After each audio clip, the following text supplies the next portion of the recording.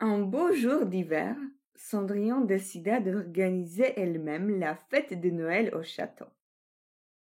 La princesse tenait à faire plaisir à tous ses amis et proches en organisant une fête fabuleuse.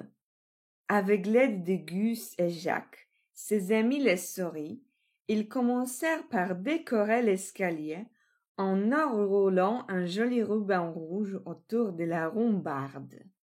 Puis Cendrillon et les souris décorent les grandes salles du château avec des guirlandes.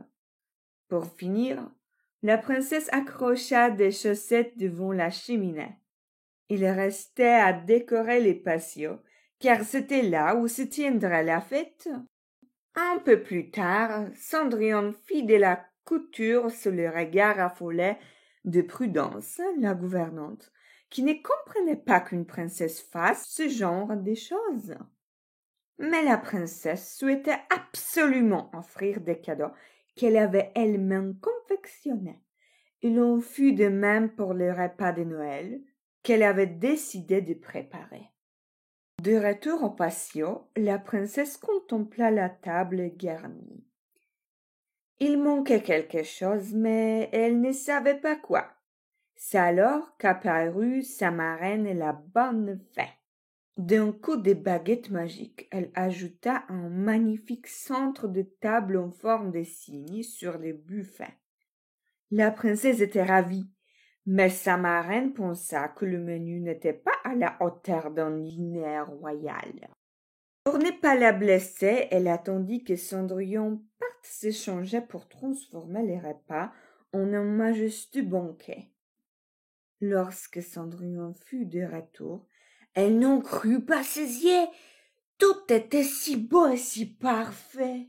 Prudence s'avança et demanda au couple où se trouvaient les invités.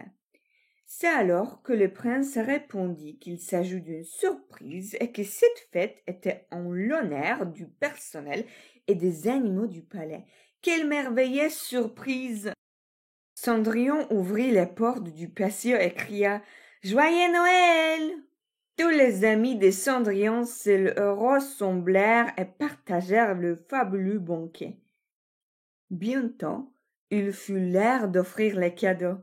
Chacun eut droit à des friandises, des couvertures et des vêtements de Noël. Un peu plus tard, le prince et Cendrillon dansèrent seuls sous le ciel étoilé.